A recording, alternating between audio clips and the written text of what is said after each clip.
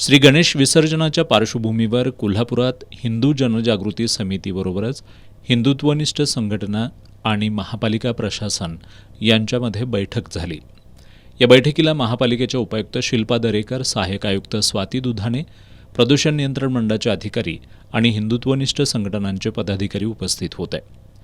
यावेळी हिंदुत्वनिष्ठ संघटनांच्या पदाधिकाऱ्यांनी बॅरिकेड लावून भक्तांना गणेश मूर्ती विसर्जनापासून रोखू नये, न्यायालयानं कुठंही बॅरिकेड लावण्याचा आदेश दिलेला नाही असं सांगत गणेश मूर्तींचं विसर्जन पंचगंगा नदीतच व्हावं अशी भूमिका मांडली।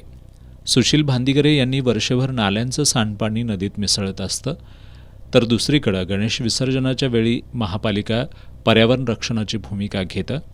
महापालिकेची ही भूमिका दुटप्पी असल्याचा आरोप भांदिगरे यांनी केला।